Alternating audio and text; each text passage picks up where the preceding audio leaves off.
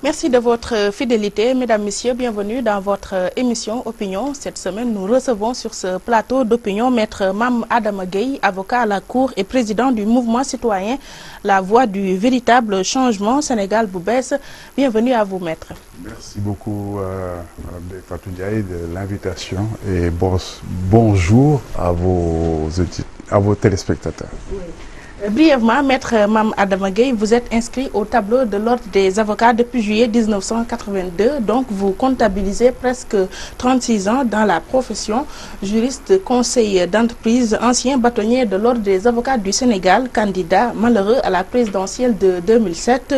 Vous avez déclaré encore une fois la vôtre en vue de la présidentielle de 2019. Est-ce suffisant pour vous introduire? Je pense, c'est assez complet. Merci. Tout à fait. Merci.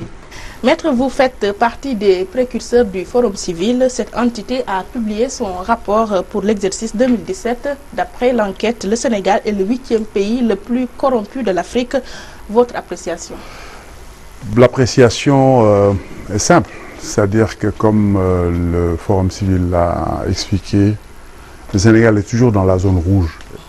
J'ajouterais que nous n'avons à la limite même pas besoin de cet index pour savoir que la corruption est endémique dans notre pays. La situation n'a absolument pas changé sensiblement. L'OFNAC, à mon avis, ne remplit pas la fonction qu'elle est censée accomplir. Elle n'est pas efficace, donc ce n'est pas étonnant. Et nous n'avons pas aussi une chose qui est extrêmement importante en matière de lutte contre la corruption, une véritable volonté politique. Et le système clientéliste politique génère la corruption. Oui. Donc il y a un ensemble de conditions qui font que ça ne m'étonne absolument pas que le Sénégal soit dans la zone rouge. Oui. Et tant qu'on ne fera pas des réformes fondamentales soutenues par une véritable volonté politique, la situation ne changera pas. La société sénégalaise n'a-t-elle pas une part de responsabilité dans ce phénomène? Mais écoutez, il y a toujours la corruption, c'est un phénomène complexe. C'est un phénomène qui résulte d'un écosystème qui est plus ou moins favorable au développement de la corruption et aussi qui résulte d'attitudes des individus, parce que pour qu'il y ait une corruption, il faut un corrupteur, il faut un corrompu. Quand les corrompus sont du côté, quelquefois, souvent la plupart du temps, de l'administration ou de l'État ou des services de l'État, les corrupteurs sont du côté des citoyens. Mais donc il y a une responsabilité commune, partagée, parce que c'est un phénomène social. Mais il y a un élément que je souhaite rajouter aussi, c'est qu'on parle beaucoup de corruption, on ne parle pas d'un phénomène qui est très prégnant dans notre société, qui est la concussion, et qui est différente. Comment? Parce que la corruption, c'est un acte. L'initiateur de l'acte est le corrupteur. C'est-à-dire c'est quelqu'un qui vient dans une administration, qui veut bénéficier d'avantages indus, qui corrompt l'agent. La concussion, c'est l'inverse. C'est l'agent qui impose le paiement. Et dans notre système aujourd'hui, ça, c'est un phénomène très prégnant. Aujourd'hui, il y a très peu d'administrations, de services, où vous allez, où vous obtenez ce que vous cherchez, sans être obligé de faire quelque chose, comme on dit. Donc, il faudrait qu'on... Donc, c'est ça la concussion. C'est ça la concussion. Et on a souvent tendance, quand on parle de corruption, on n'intègre pas cette dimension. Et en Afrique, la concussion est un phénomène très, très développé. Oui. À propos, on note un recul dans le travail des corps de contrôle comme l'IGE et l'OFNAC depuis 2016 notamment. Est-ce que c'est un recul? Parce que je pense qu'il faut nuancer. Par exemple, l'inspection générale d'État, je pense qu'ils ont fait leur travail. Le problème qui est flagrant, c'est la violation de la loi, à mon avis, à cause de la responsabilité. Et le responsable, à mon avis, c'est le président de la République. Parce qu'il y a quand même une coutume républicaine qui veut que ces institutions, et il faut le rappeler, la loi oblige, c'est la loi qui oblige l'OFNAC et l'IGE de produire un rapport annuel. Et jusqu'à présent, le rapport 2016 de ces deux institutions n'est pas sorti. La coutume républicaine veut que ces institutions, avant de rendre public, présentent d'abord au président de la République. Et le président de la République montre une mauvaise volonté évidente. Et qui a poussé ces institutions à ne pas publier. Et là, moi, j'attire leur attention. Oui. Et je les interpelle publiquement parce que c'est une responsabilité que ces institutions ont qui résulte de la loi. Ils ne doivent pas se complaire de ne pas publier les rapports parce que le président de la République ne montre pas de la bonne volonté. L'obligation qu'ils ont résulte de la loi. Au nom de l'état de droit, ils doivent publier leurs rapports. Donc ces institutions violent la loi. Absolument. En l'état, c'est la réalité. Absolument, c'est la réalité. Et donc, moi, je les invite, au nom de l'état de droit, à publier le rapport. C'est leur devoir et leur obligation vis-à-vis des citoyens. Parce que l'état de droit est au-dessus de tout le monde et au-dessus du président de la République. Même si le président de la République ne montre pas de la bonne volonté, ces institutions ont l'obligation, de par la loi, de publier ces rapports. Côté droits humains, Amnesty International, section Sénégal, parle de régression dans ce domaine. Attestez-vous un tel jugement? Dans quel domaine? Dans le domaine des droits humains. Bon, dans le domaine, je ne veux pas globaliser parce que je ne sais pas sur quels éléments. Ils ont cité des prisonniers politiques à l'image du maire de Dakar, Khalifa Sall. Bon, c'est vrai que c'est bon. Si c'est le jugement sur ce dossier pose problème, effectivement. Si on se fonde sur tout le déroulement de ce process. Parce que quand même, dans ce dossier, il y a eu une grosse accélération. Il y a eu une démarche très expéditive que moi, en 36 ans de carrière, j'ai jamais vu. J'ai jamais vu un dossier traité avec autant de rapidité. On a été très vite pour boucler le dossier. Première chose. La deuxième chose, c'est qu'il y a eu à un moment donné quelque chose aussi qui s'est passé qui est quand même très grave. Le fait de ne pas lui reconnaître son immunité parlementaire et la contradiction flagrante dans laquelle le procureur de la République est tombé. Parce que dans un premier temps, on ne voulait pas lui reconnaître son immunité. Ensuite, on demande la levée de son immunité parlementaire. Ce sont des facteurs. Le parquet avance comme hypothèse sa condition de détenu avant les élections. Mais pourquoi demander la levée de l'immunité parlementaire dans ce cas-là? Il faut être cohérent. Où on a l'immunité, on n'a pas besoin de demander la levée de l'immunité. Où on ne l'a pas, où on l'a, on respecte et on demande la levée de l'immunité. Où on ne l'a pas, on n'a pas besoin de demander la levée de l'immunité parlementaire. C'est ça la question. C'est pour cette raison qu'effectivement, il y a des raisons de considérer que il y a des soubassements politiques dans ce dossier. Il y a aussi des détenus qui sont morts sous les liens de la détention. La question des détenus dépasse seulement la question de la mort des détenus, c'est l'état, la situation des détenus, la condition des détenus viole évidemment, effectivement les droits humains. C'est pas parce qu'on est prisonnier qu'on ne doit pas être respecté. C'est-à-dire qu'aujourd'hui, la situation de vie des détenus est absolument inacceptable et intolérable. Ça ne respecte pas les droits humains. Je ne parle même pas de la mort, c'est la vie de tous les jours. Ça, c'est un point qui est extrêmement important. Le vécu quotidien des détenus, leur situation au quotidien est une situation absolument intolérable et qui viole effectivement les droits humains. Toutefois, côté budget, l'État budgétise pour chaque détenu 5 000 francs CFA par jour. Est-ce que c'est 5 000 francs? Je me pose la question. Parce que moi, il y a très longtemps, j'avais fait une étude dans le cadre du programme sectoriel de justice, c'était en centaines de francs. Centaines? C'était en centaines de francs. Il y a eu une évolution, mais je ne crois pas que ça atteigne les 5 000 francs. Donc vous réfutez ces chiffres? Je ne pense pas que c'est 5 000 francs. Maintenant, je veux bien vérifier, mais à mon avis, on doit être très loin de ça. À 5 000 francs par jour, je pense qu'il y aurait moyen de faire vivre les prisonniers correctement. Enfin, les détenus correctement. Ce qui sous-entend que ces corps de contrôle, comme l'IGE ou bien l'OFNAC, ont du pain sur la planche.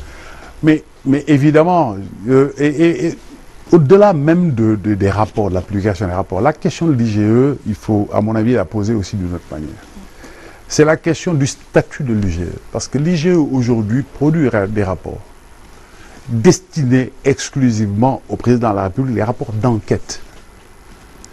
Le président de la République a le pouvoir discrétionnaire de décider du sort de ces rapports.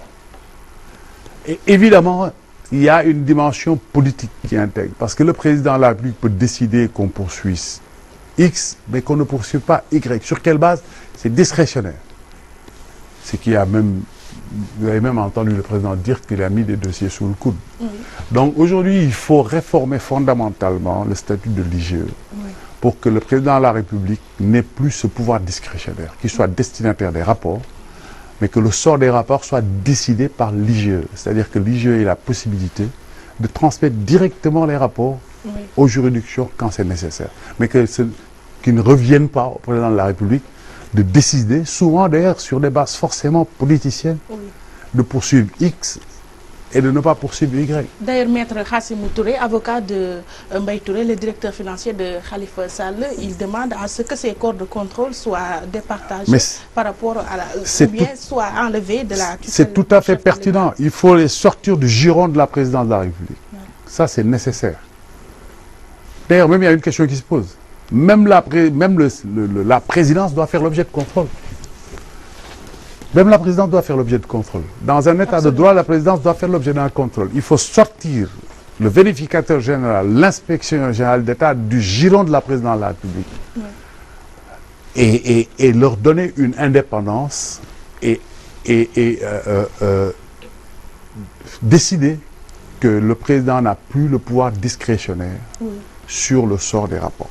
Ça, c'est quelque chose de très important. Oui, sur le même ordre d'idée, maître, parlons de la justice, ce pouvoir dont les leviers s'appuient apparemment sur un autre, l'exécutif, en examinant les dossiers judiciaires mis au devant de la scène. Pensez-vous que le droit est dit et exercé sur les citoyens? On ne peut pas généraliser, c'est-à-dire que la justice a des problèmes, j'ai l'habitude de le dire, mais on ne peut pas généraliser. Mais ce qui est évident, c'est qu'aujourd'hui, il y a une crise de confiance, globalement. Les citoyens, la justice n'inspire pas de confiance, globalement, aux citoyens. Il faut régler ce problème. Comment? Il faut tenir les assises de la justice. Prendre en charge l'ensemble des questions qui se posent. Parce qu'aujourd'hui, c'est évident qu'on a un problème d'asymétrie entre la vision originelle de la justice et les missions actuelles. Il y a un ajustement nécessaire. Le président de la République avait, par l'intermédiaire du ministre Sidiki Kaba, promis les assises de la justice en avril. Ça n'a pas été fait. Il l'a réitéré à la dernière rentrée solennelle des cours et tribunaux. C'est une nécessité absolue. Il faut que l'ensemble des parties prenantes, parce qu'il faut qu'on n'oublie jamais que la justice, ce n'est pas seulement l'affaire de l'État, des avocats et des magistrats. Toutes les parties prenantes, c'est-à-dire les citoyens, le secteur privé, la société civile, les organisations de droits de l'homme, toutes ces parties prenantes doivent participer aux assises de la justice pour discuter des problèmes de la justice, redéfinir une nouvelle vision, parce que la justice doit fonctionner sur la base d'une vision. On a dépassé la vision originelle.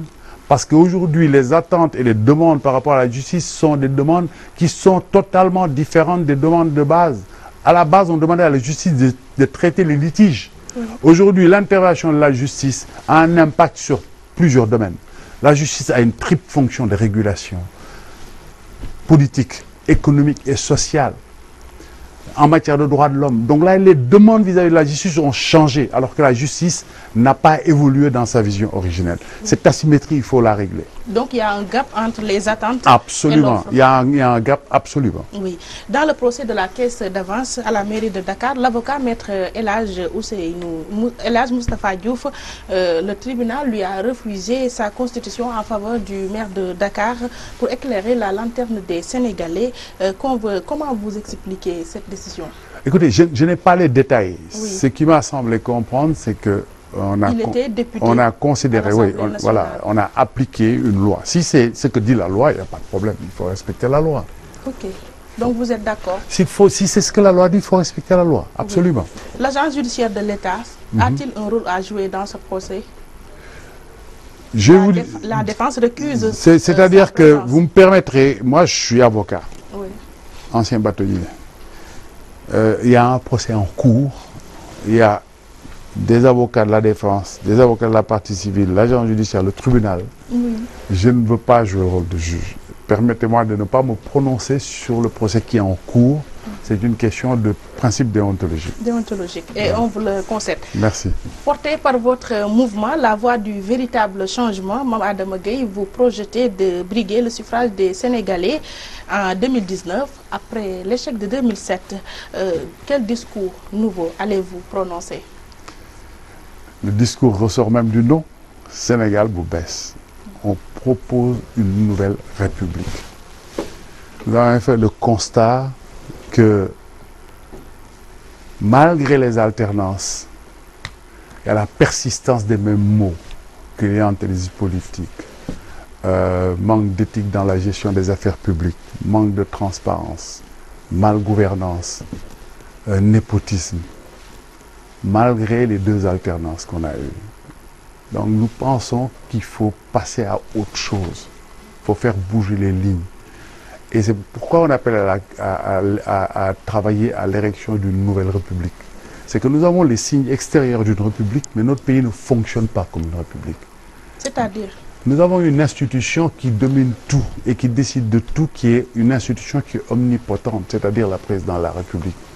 On a théoriquement une assemblée générale, on a une justice, mais l'articulation des institutions est faite de telle sorte qu'il y a une prédominance de l'exécutif sur le reste des institutions. Et ça favorise le détournement de pouvoir. Aujourd'hui, le président de la République, je ne parle pas du président Macky Sall, je parle du président dans nos institutions. De la fonction. De la fonction. Oui. Peut tout faire, peut tout décider dans ce pays. Et détourne même son pouvoir. À cause du clientélisme politique, qui est la culture politique prédominante depuis l'indépendance. Ce qui fait qu'aujourd'hui, un président de la République utilise des pouvoirs de la République pour ses intérêts politiques. On le voit à plusieurs niveaux. Dans les nominations. Qui est-ce qu'on nomme? Les alliés politiques. Cela relève de son pouvoir discrétionnaire. Mais le pouvoir discrétionnaire, oui, mais le pouvoir d'un président de la République a une finalité, même si c'est implicite. Le président de la République prête serment pour se mettre au service de l'intérêt de notre pays.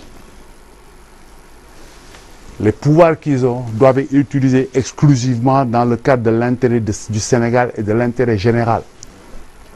Qu'est-ce qui se passe en réalité? Le président arrive, il nomme ses amis politiques. Oui. Sans considération de leurs compétences ou de leur éthique. Ça, c'est un détournement de pouvoir, parce qu'il utilise le pouvoir à des fins politiques, pour ses intérêts politiques. Alors que, quand il y a une responsabilité à confier, on doit le confier au meilleur Sénégalais possible, sans considération politique. Aujourd'hui, quel est le sésame pour avoir une responsabilité? Il faut avoir la carte de l'APR. Comme à l'époque, il fallait avoir la carte du PDS. Comme à l'époque, il fallait avoir la carte du PS. C'est ce qui explique que quand il y a un nouveau pouvoir qui arrive, la transhumance s'exerce parce que ceux qui veulent accéder aux responsabilités quittent leur parti pour aller vers le nouveau parti. Ça montre qu'il y a un gros problème de détournement de pouvoir. C'est pour ça que nous appelons à une nouvelle république. Mais c'est le peuple qui leur donne ce pouvoir. Non, c'est le peuple leur donne le pouvoir en fonction des règles constitutionnelles. Et le président de la République prête serment. À la limite, on n'a même pas besoin de dire ce que je dis parce que c'est implicite. Un président de la République doit gérer les intérêts du pays en fonction de l'intérêt général. C'est ces intérêts qui sont au-dessus de tout autre intérêt. Mais tous les présidents qui passent mettent en avant leurs intérêts politiques à cause de la culture du clientélisme politique que nous avons hérité du système de Senghor. Tous les systèmes qui ont passé ont fonctionné comme ça. Et ça, il faut que ça change. C'est ça l'objet de la mise en place de Sénégal Boubès. Oui. Et la voie du véritable changement. Parce qu'on a eu des alternances, on n'a pas eu d'alternative réelle. Justement, comme le mot changement n'est pas nouveau dans le discours politique, quel crédit accordez-vous au vôtre? Nous parlons de véritable changement. Nous ne parlons pas de changement simple. Il y a eu effectivement des changements, c'est-à-dire deux changements. Une équipe nouvelle qui a remplacé une autre équipe. Oui. Nous ne parlons pas de ça, ce n'est pas ça qui est important. Ce qui est important, c'est la nouvelle République. Refonder la République sur la base des conclusions. Nous nous inspirons essentiellement des conclusions des assises nationales. Changer le système. Absolument, en profondeur. Il faut changer le système en profondeur. Sur la base de la préconisation des assises nationales. Il faut refonder la République. Mettre en place de vraies institutions républicaines. Par rapport à ces assises nationales, le peuple s'est déjà prononcé sur ce programme en 2012. Le peuple ne s'est pas prononcé. C'est le candidat du Yonou Yokote qui est arrivé au second tour. Le candidat du Yonou Yokote, comme vous dites, est allé signer les conclusions des assises nationales en les deux tours. Oui. Et il sait très bien pourquoi il l'a fait. Oui, je veux parler du premier tour. Oui, mais je parle aussi du second tour. Oui. Parce qu'aujourd'hui, au premier tour, il a eu combien? 25%. Combien il a eu au second tour? 65%. 40% de plus. Vous croyez qu'il l'a eu comme ça? La première visite qu'il a faite, il l'a réservée au président Mbow des Assises nationales pour aller signer. Si son Yonou Yokote était suffisant, il n'aurait certainement pas besoin de le faire. Il avait signé sous réserve. S'il n'a pas signé sous réserve, c'est un mensonge historique. Il n'y a jamais eu de signature sous réserve. Il n'y a jamais eu de signature sous réserve. Ce principe de signature sous réserve n'existe pas. Pourtant, le président Macky Sall l'a dit. Il l'a dit, mais ce que je dis est clair. Et je le dis clairement. Le principe de signature sous réserve n'existe pas aux Assises nationales. Il a signé, un point, c'est tout. C'était confortable après de dire qu'il a signé sous réserve. Mais ce n'est pas la vérité historique. D'accord. Par rapport à ces assises nationales, qu'est-ce que vous y ajoutez de nouveau, puisqu'il y avait deux candidats qui étaient au devant de la scène en 2012 et ils portaient ce programme des assises nationales, en l'occurrence Moustapha Niasse et Ousmane Tanor Dieng. Mais ça ne veut pas dire que les gens récusent les assises nationales. La preuve.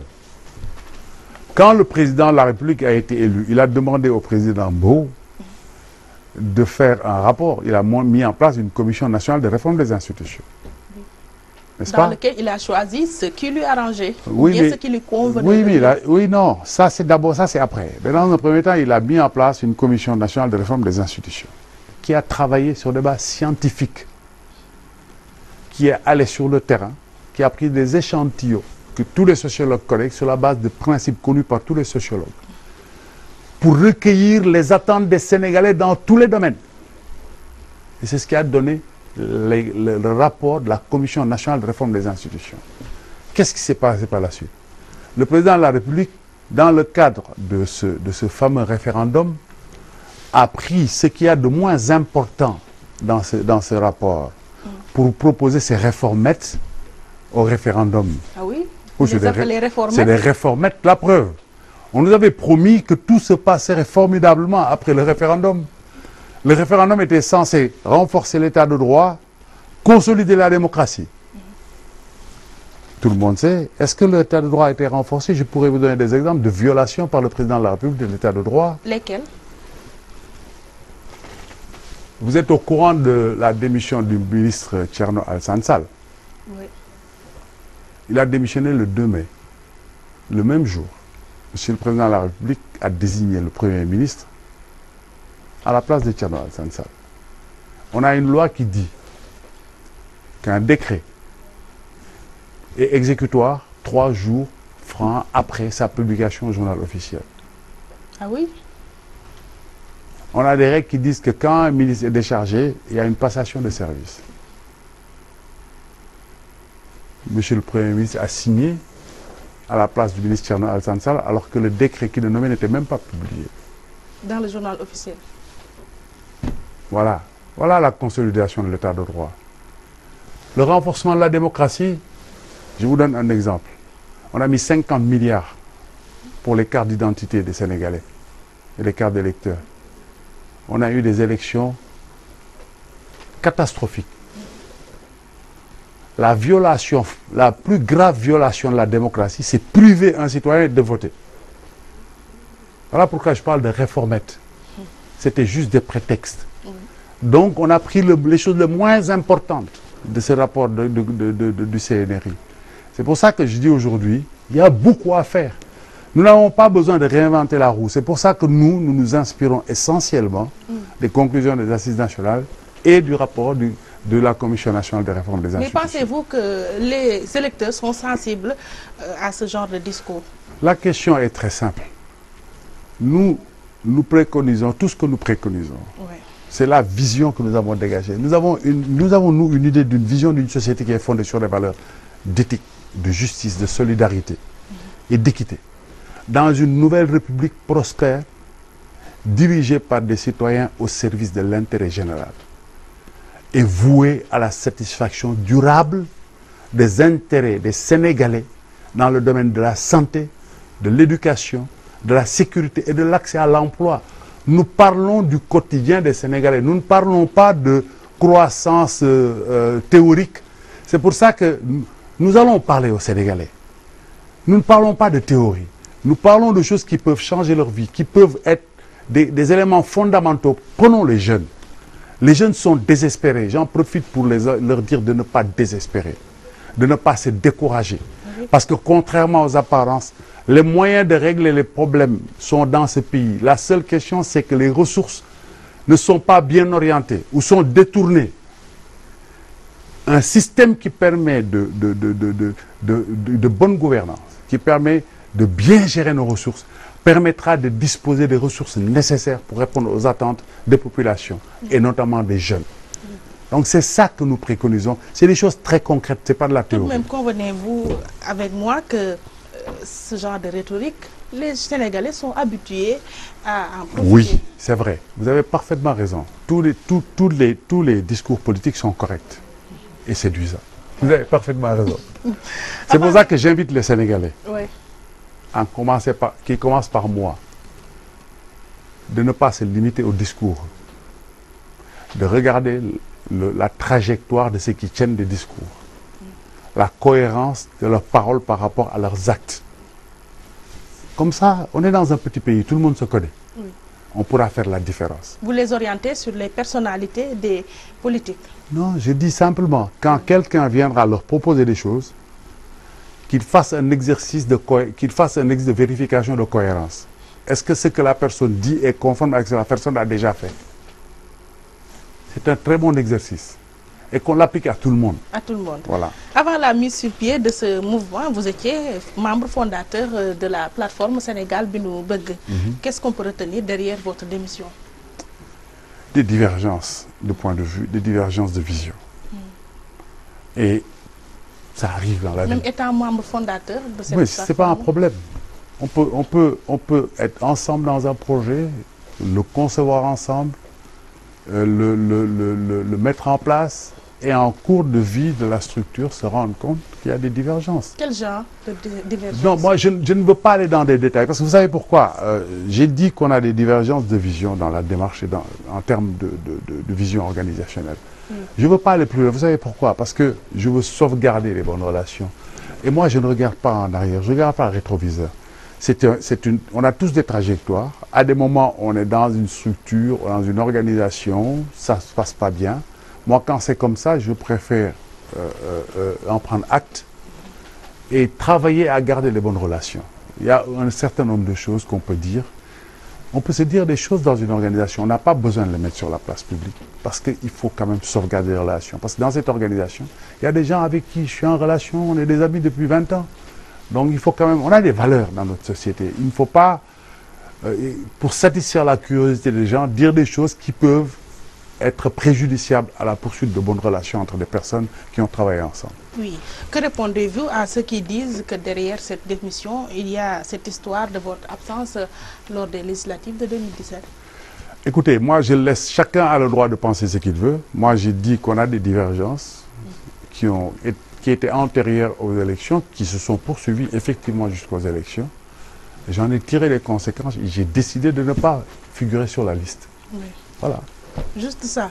J'ai décidé de ne pas figurer sur la liste et je n'ai rien fait pour gêner la liste. Je me suis mis totalement à l'écart. Même ma démission, je l'ai annoncée bien après, c'est-à-dire au mois de novembre. Oui. Voilà. Parce que je ne voulais pas que ma démission annoncée puisse gêner ou perturber. Est-ce que ce n'était pas recherché? Non, du tout. Parce que, écoutez, vous savez, j'aurais pu faire du bruit juste après, j'ai démissionné parce que c'est dit, parce que non, ce n'était pas nécessaire. On n'est pas d'accord. Je décide de ne pas faire partie de la liste et la liste continue sa vie, va aux élections. Moi, je n'ai pas besoin de gêner ça. Je me suis mis à l'écart, j'ai attendu le résultat des élections, même bien après les élections pour annoncer ma démission. Oui. Dans les normes, vous serez candidat indépendant lors de la présidentielle de 2019. Inch'Allah. Oui. Comment analysez-vous cette histoire de parrainage ou bien ces parrainages avancés par le pouvoir? Je me pose... Non, mais attendez. Moi, je me pose la question. Pourquoi les partis ont peur du parrainage? Vous n'avez pas peur des parrainages? Non, du tout. Moi, en 2007, je suis allé chercher 10 000 signatures. Je n'ai pas peur du parrainage. Et les partis, maintenant, ce qui est très gênant, c'est que les partis qui ont peur du parrainage donnent des prétextes en disant oui, c'est parce que le président veut sélectionner ses concurrents, c'est antidémocratique. C'est maintenant qu'ils découvrent que c'est antidémocratique. Alors que cette règle est imposée aux indépendants depuis toujours. Quand on défend des principes. Et aujourd'hui, à choisir, je préfère qu'on mette le parrainage pour sélectionner, qu'on sélectionne par l'argent. Parce que vous voyez, un trafiquant de drogue peut avoir 200 millions, même si on dit caution à 200 millions. Ou un candidat peut aller dealer avec un trafiquant de drogue, donne-moi 200 millions, je suis candidat, le jour où je gagne, voilà, je te donne tel et tel avantage. Ce n'est pas un bon critère de sélection. C'est une sélection censitaire. Vous voulez le parrainage? Pour moi, je ne suis pas contre le parrainage parce que j'estime que quelqu'un qui prétend être candidat à la présidence de la République doit justifier d'un minimum de représentativité. Donc moi, ça ne me gêne absolument pas. Mais j'ajoute une chose. Si on décide de quelque chose, que ce soit valable pour tout le monde. Si on décide d'enlever le parrainage, que ce soit valable pour tout le monde. Il n'y a aucune raison de faire une discrimination au détriment des candidats indépendants. Et si on le maintient pour les candidats indépendants? Je respecte ce que la loi dit, mais je considérerais que notre pays a un problème, parce que ce serait une violation de la Charte africaine des droits de l'homme et des peuples, qui interdit toute discrimination entre les candidats à une élection. Voilà. Parlons politique avec le chef de l'État, le président Macky Sall, qui vient d'inaugurer certaines infrastructures lors de sa tournée dans le Sine Saloum. De la sorte, le candidat Macky Sall a une avance par rapport à ses concurrents. Qui vient d'inaugurer quoi? Des routes réhabilitées. Moi, c'est curieux d'ailleurs. Il n'y a qu'au Sénégal qu'on voit qu'on inaugure une route réparée. C'est extraordinaire. Des petits centres médicaux. Un président doit avoir autre chose à faire. Ça, un directeur de service, un ministre peut le faire. Voilà, franchement, le président doit être au-dessus de ça. Je trouve que c'est une forme de campagne électorale primaire.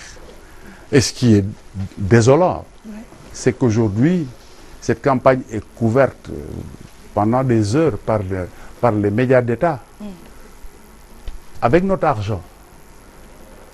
C'est manifestement une forme de campagne du président. On ne respecte absolument pas l'équilibre. Alors que dans tous les pays du monde, quand on consacre autant de temps dans les médias d'État au président de la République, on équilibre un peu, on donne aussi à l'opposition la possibilité de parler. Mais ici, on a mis un encarté de l'APR à la RTS, un encarté de l'APR au Soleil, et ces structures, avec notre argent, sont au service. Ces structures dirigées par des militants de l'APR sont au service de leur secrétaire général APR. C'est de bonne guerre. Ce n'est pas de bonne guerre, c'est une violation, c'est un détournement de pouvoir. C'est un détournement de pouvoir et une violation des principes démocratiques. Oui. Une révision exceptionnelle des listes électorales se fera du 1er au 30 mars 2018. Cela suffira-t-il pour permettre à ces 2 millions d'électeurs qui n'ont pas voté lors des législatives de pouvoir participer à la présidentielle? C'est une nécessité, mais l'urgence, et j'insiste, c'est qu'on délivre l'ensemble des cartes d'identité à tous les Sénégalais qui sont déjà inscrits, qui n'ont pas encore eu leur carte. C'est une urgence absolue. C'est le préalable. Il faut que les citoyens soient intransigeants sur cette question. Soient intransigeants sur cette question. Parce que la situation est absolument inacceptable. Il est inacceptable de priver les citoyens sénégalais du symbole de la citoyenneté, qui est la carte d'identité. Donc ça, c'est le préalable. Il faut que nous ayons l'assurance, sur la base d'un audit indépendant, que 100% des cartes d'identité ont été délivrées. C'est ça le préalable. Et ça, moi, j'invite encore une fois les citoyens à être intransigeants sur cette question. Et aux primo-inscrits? Mais les primo, bon, il faut évidemment, c'est important de faire en sorte qu'avant cette élection, tous les citoyens sénégalais qui sont en âge de voter soient inscrits. Ça, c'est nécessaire. Et puis qu'on aille vers des élections transparentes. Ça, vraiment, je pense... Sera-t-il possible d'aller vers des élections transparentes avec ce manque de consensus dans le processus? Le problème qui se pose, c'est que le principal responsable de ce processus, c'est l'État. L'État doit donner des gages de confiance. Je pense qu'aujourd'hui, il y a des revendications qui sont justes. Pourquoi l'État refuse le bulletin unique? On nous dit que c'est parce qu'il y a l'impression de bulletin, ça coûte très cher quand il y a beaucoup de candidats. Mais le bulletin unique règle le problème. Quel est le problème pour qu'on refuse le bulletin unique? Ça, c'est une question. On comprend les réticences. Aujourd'hui, on devrait même aller être beaucoup plus loin que ça. Moi, je pense qu'aujourd'hui, au Sénégal, une question, et ça, je le mets sur la table. Aujourd'hui, avec les jeunes, beaucoup de jeunes ne votent pas. parce que, bon, ça les embête un dimanche de se réveiller et d'aller voter. Qu'est-ce qui empêche qu'on passe à un vote en ligne? Il y a des pays où ça existe. En France, par exemple. Il y a des pays où ça existe. Aujourd'hui, pour favoriser le vote, notamment des jeunes, il faut qu'on aille vers le vote en ligne. Toute l'infrastructure technologique existe. Les modalités, les conditions pour assurer la sécurité sont possibles. Quand on fait du benchmarking, ça existe ailleurs. Voilà, c'est comme ça qu'on monte, c'est comme ça qu'on développe une démocratie. Mais avec l'absence de confiance entre les acteurs politiques, est-ce qu'ils seront pour... Moi, je pense que le tête-à-tête là, ce n'est pas bon. Je l'ai dit à des amis des organisations de la société civile qui s'intéressent aux élections, qu'ils arrêtent de jouer le rôle d'arbitre. Ce sont des acteurs, ce n'est pas des arbitres. Parce que les élections, ce n'est pas seulement l'affaire des partis politiques. Les élections, c'est d'abord l'affaire des citoyens. Il faut créer des conditions pour que l'évaluation du processus électoral, les discussions impliquent toutes les parties prenantes, notamment les citoyens, ou au moins les organisations de la société civile qui s'intéressent au processus électoral, mais comme acteurs. Donc vous confirmez les propos tenus par le président, l'ancien président, Maître Abdoulaye Wade, qui refusait à cette société civile ce terme de neutralité. Mais la question, c'est pas, il faut que ça c'est dépassé. Aujourd'hui, les élections ne peuvent pas être, c'est absolument aberrant de considérer que c'est l'affaire des partis politiques. Les élections, c'est l'affaire des citoyens. C'est les citoyens qui votent. Donc, c'est les principaux concernés. Oui.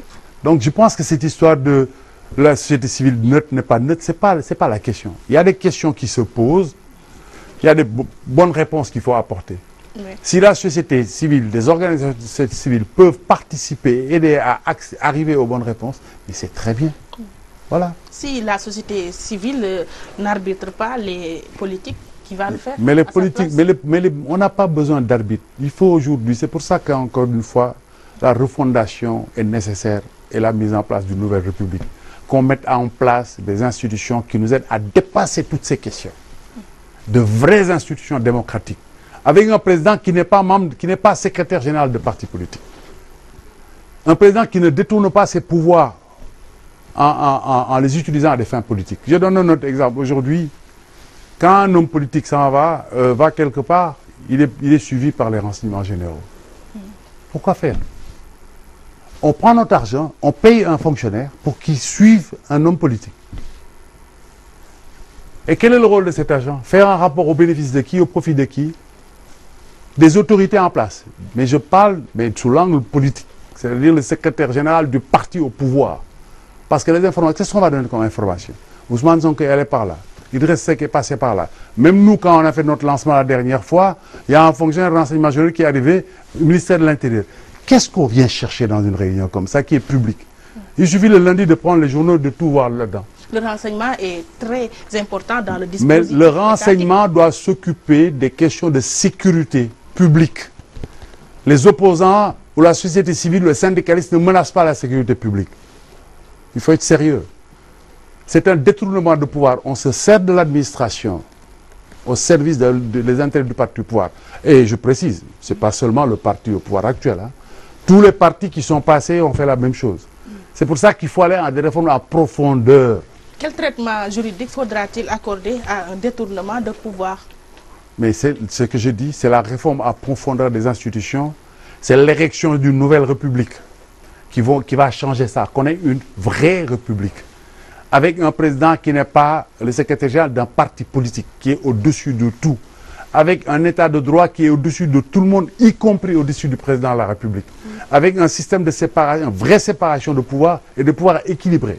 Avec un système, avec une justice totalement indépendante. Pourquoi pas inclure dans la Constitution une procédure de destitution d'un chef de l'État s'il fait des... Impeachment, pourquoi pas? Pourquoi pas?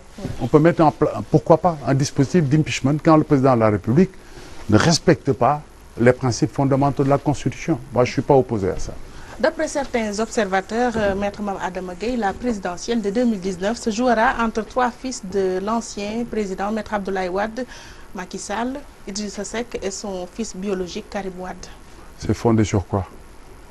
Sur leur manière de faire la politique présentement, mais aussi de s'atteler à cette présidentielle. Non, mais la question qui se pose, c'est encore une fois, faisons les choses de manière sérieuse. Ça, c'est une forme de légèreté. Dire, oui, ça va jouer entre le fils du... C'est de la légèreté pure et simple. N'essayons pas, parce que ça, vous savez, nous ne sommes pas naïfs au point de penser que c'est gratuit. Il y a même certains qui disent que le président, lui, choisit ses adversaires parce qu'il va choisir celui qui pense qu'il battra le plus facilement. Effectivement. C'est de la manipulation de l'opinion. Laissons l'opinion, ne manipulons pas l'opinion, ne conditionnons pas l'opinion. Laissons tous les candidats s'adresser à l'opinion, laissons les citoyens décider sans les conditionner. C'est pour ça que je n'essaierai même pas de répondre à cette question, parce que quand on pose une hypothèse comme... C'est une question désobligeante? Non, mais du tout. Parce que ça ne repose pas sur des hypothèses sérieuses. Moi, je réponds à des questions quand la réflexion procède d'une démarche scientifique sérieuse, fondée sur des hypothèses sérieuses, pas sur des suppositions. Tout de même, il ne faudrait pas sous-estimer la posture de ces trois personnes citées. Il ne faut sous-estimer la posture d'aucun candidat et juger les candidats à la pertinence de leurs propositions par rapport aux attentes des citoyens. Et laisser les citoyens décider s'ils sont convaincus et choisir en fonction du fait qu'ils ont confiance. Il y a deux choses. Il y a la pertinence des propositions, parce que comme je le disais tout à l'heure, c'est facile de faire des propositions parce que toutes les propositions sont séduisantes. Oui. La crédibilité des candidats. J'insiste, la crédibilité des candidats. Parce qu'aujourd'hui, nous avons un président de la République dont la parole pose problème à force de se dédire. Ça, c'est une question importante. Les citoyens doivent vérifier la crédibilité de tous les candidats. C'est un élément fondamental. On confie un pays à un président crédible, qui a une parole qu'il respecte. Ça, c'est un élément fondamental pour instaurer une confiance durable entre le président de la République et les citoyens.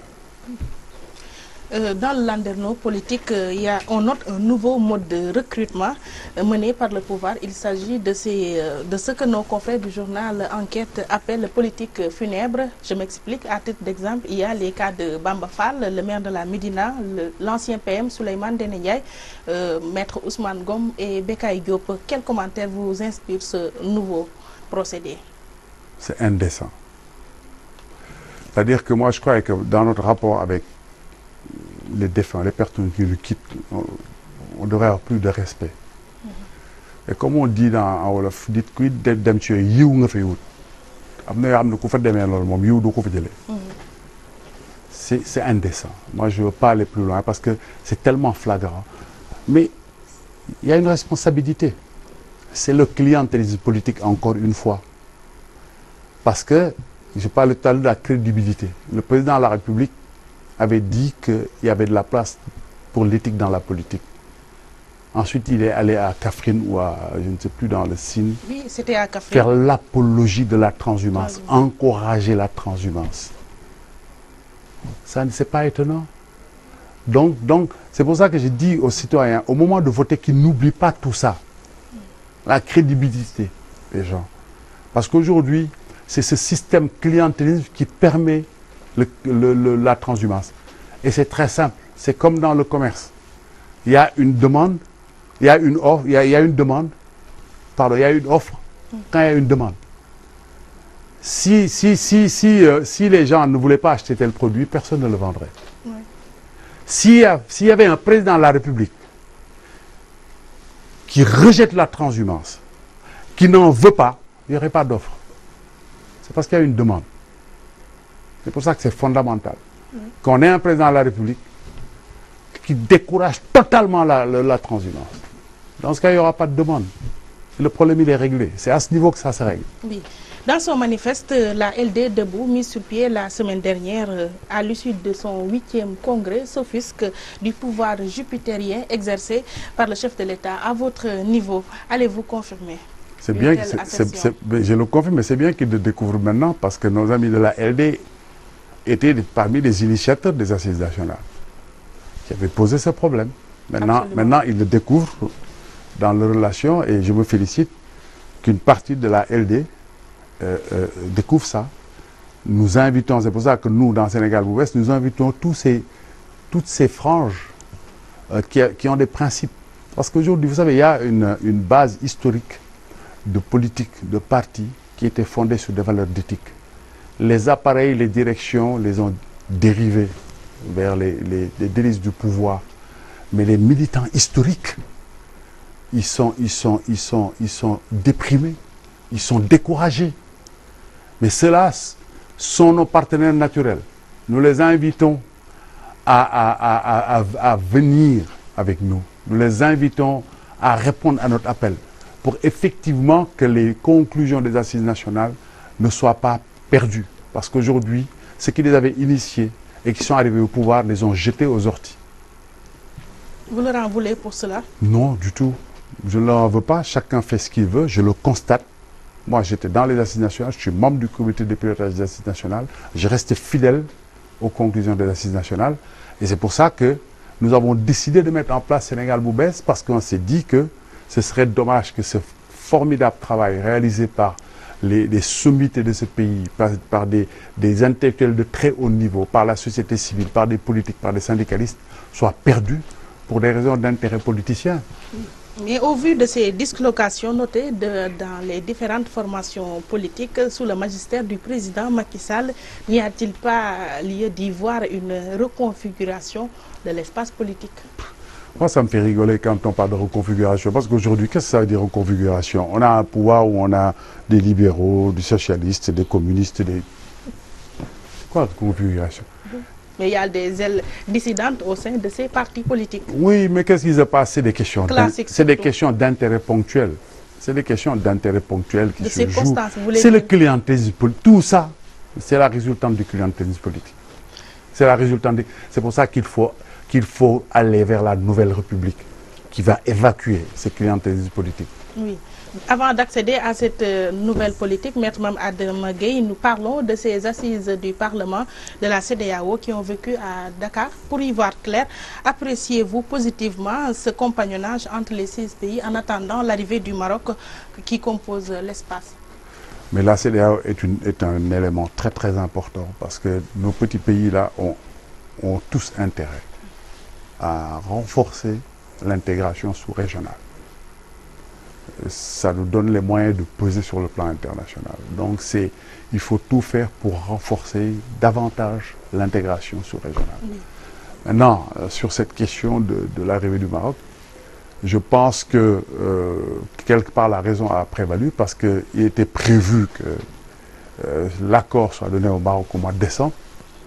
Maintenant, on a fait ce qui est responsable et raisonnable, c'est-à-dire une étude d'impact, une simulation, pour voir quel serait l'impact, parce qu'il faut enregistrer les inquiétudes légitimes des secteurs privés des pays de la CEDEAO. Surtout le secteur privé, le privé sénégalais, mais de beaucoup de pays de la CEDEAO. Oui. Donc, il faut prêter attention à ça, parce que c'est ce secteur privé qui crée la richesse dans notre pays, qui crée des emplois.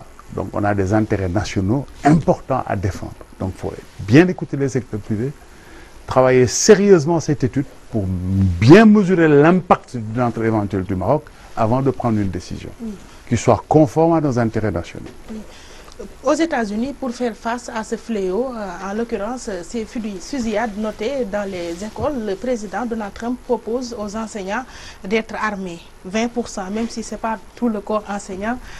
Ce ne serait pas une manière de cultiver encore une fois cette violence? C'est absolument grotesque comme proposition. Le président Trump est prisonnier, à mon avis, des lobbies favorables à la détention des armes, qui l'empêchent de faire des propositions sérieuses. Aujourd'hui, c'est même une honte. On a vu des jeunes lycéens qui manifestent. Il y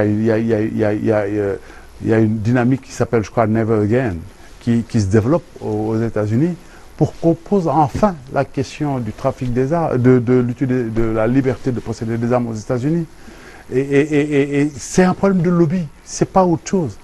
Et à mon avis, le président Trump est prisonnier de ces lobbies. C'est ce qui l'empêche d'aborder de manière sérieuse cette question, qui est quand même une question fondamentale, qui est en train de créer une situation absolument grave aux États-Unis. Une véritable psychose. Absolument, absolument. Maître Mame Adama Gueye, je vous remercie. Je rappelle que vous êtes le président du mouvement Sénégal bu bees. La voie du véritable changement. Voilà. Vous étiez notre invité dans l'émission Opinion. Merci beaucoup. Merci à nos auditeurs et téléspectateurs qui nous ont prêté attention. Grand merci à Cheikh Tidiane Diop qui, d'une main experte, a réalisé cette émission au plan technique. Merci à Oustaz Assane Diouf pour la coordination. Excellente semaine à vous. Rendez-vous la semaine prochaine, Inch'Allah.